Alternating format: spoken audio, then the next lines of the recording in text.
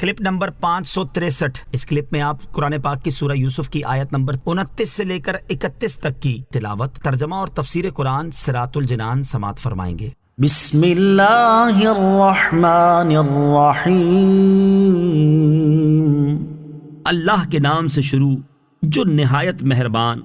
رحمت والا ہے۔ یوسف اعرض عن هذا واستغفری لذنبک انک کنت من الخاطئین۔ ترجمہ: اے یوسف تم اس بات سے درگزر کرو، اور اے عورت تو اپنے گناہ کی معافی مانگ، بے شک تو ہی خطا کاروں میں سے ہے۔ یوسف، اے یوسف، تفسیر صراط الجنان میں ہے جب عزیز مصر کے سامنے زلیخا کی خیانت اور حضرت یوسف علیہ السلام کی براءت ثابت ہو گئی تو عزیز نے حضرت یوسف علیہ السلام کی طرف متوجہ ہو کر اس طرح معذرت کی: اے یوسف تم اس بات سے درگزر کرو اور اس پر مغموم نہ ہو، بے شک تم پاک ہو۔ اس کلام سے یہ بھی مطلب تھا کہ اس کا کسی سے ذکر نہ کرو تاکہ چرچا نہ ہو اور شہرہ عام نہ ہو جائے۔ وقال نسوة في المدينة امرأة العزيز تراود فتاها عن نفسه قد شغفها حبا إنا لنراها في ضلال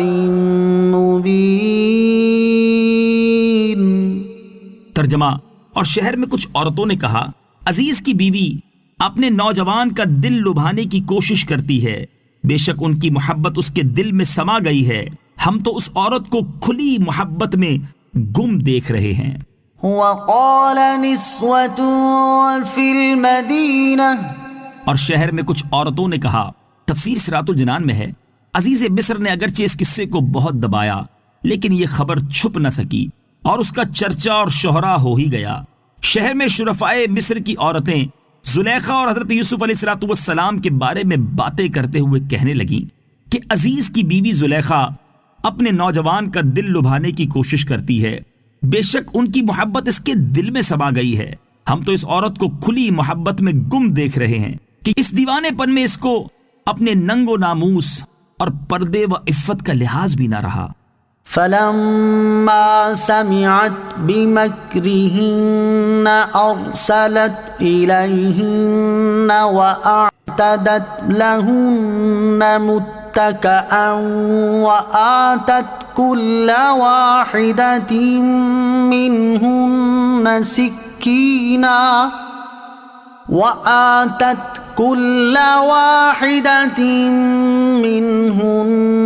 سكينا وقالت اخرج عليهم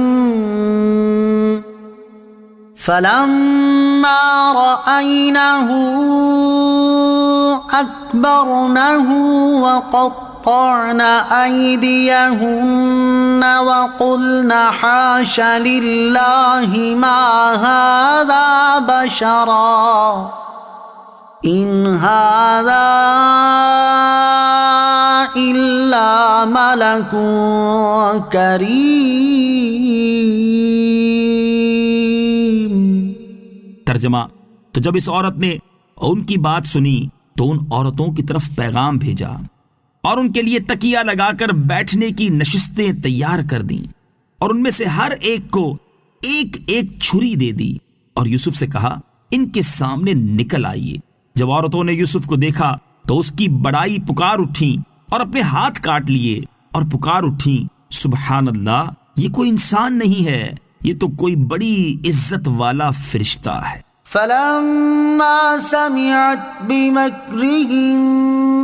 تو جب اس عورت نے ان کی بات سنی، تفسیر صراط الجنان میں ہے یعنی جب زلیخا نے سنا کہ اشراف مصر کی عورتیں اسے حضرت یوسف علیہ السلام کی محبت پر ملامت کرتی ہیں تو اس نے چاہا کہ وہ اپنا عذر ان کے سامنے ظاہر کر دے، چنانچہ اس کے لیے اس نے ایک دعوت کا اہتمام کیا اور اس دعوت میں اشراف مصر کی 40 عورتوں کو مدعو کر لیا۔ ان میں وہ سب عورتیں بھی تھیں جنہوں نے اس پر ملامت کی تھی۔ زلیخا نے ان عورتوں کو بہت عزت و احترام کے ساتھ مہمان بنایا اور ان کے لیے نہایت پرتکلف نشستیں تیار کر دیں جن پر وہ بہت عزت و آرام سے تکیے لگا کر بیٹھیں۔ دسترخوان بچھائے گئے اور طرح طرح کے کھانے اور میوے اس پر چنے گئے۔ پھر زلیخا نے ان میں سے ہر ایک کو ایک ایک چھری دے دی تاکہ وہ اس سے کھانے کے لیے گوشت کاٹیں اور میوے تراش لیں۔ اس کے بعد زلیخا نے حضرت یوسف علیہ السلام کو عمدہ لباس پہننے کے لیے دیا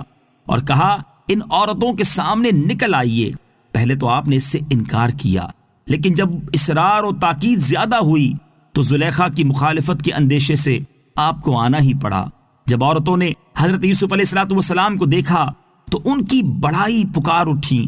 کیونکہ انہوں نے اس عالم افروز جمال کے ساتھ نبوت و رسالت کے انوار، عاجزی اور انکساری کے آثار، شاہانہ ہیبت و اقتدار اور کھانے پینے کی لذیذ چیزوں اور حسین و جمیل صورتوں کی طرف سے بے نیازی کی شان دیکھی تو تعجب میں آ گئیں، اور آپ کی عظمت و ہیبت دلوں میں بھر گئی، اور حسن و جمال نے ایسا وارفتہ کیا کہ ان عورتوں کو خود فراموشی ہو گئی، اور ان کے حسن و جمال میں گم ہو کر پھل کاٹتے ہوئے اپنے ہاتھ کاٹ لیے، اور ہاتھ کٹنے کی تکلیف کا اصلاً احساس نہ ہوا۔ وہ پکار اٹھیں کہ سبحان اللہ، کہ یہ کوئی انسان نہیں ہے کہ ایسا حسن و جمال انسانوں میں دیکھا ہی نہیں گیا۔ اور اس کے ساتھ نفس کی یہ طہارت کہ مصر کے اعلیٰ خاندانوں کی حسین و جمیل عورتیں طرح طرح کے نفیس لباسوں اور زیوروں سے آراستہ و پیراستہ سامنے موجود ہیں، اور آپ کی شان بے نیازی ایسی کہ کسی کی طرف نظر نہیں فرماتے اور قطعاً التفات نہیں کرتے۔ اعلیٰ حضرت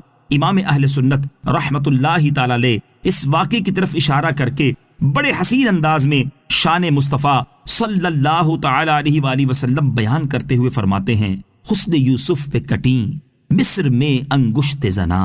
حسن یوسف پہ کٹیں مصر میں انگشت زنا، سر کٹاتے ہیں تیرے نام پہ مردان عرب۔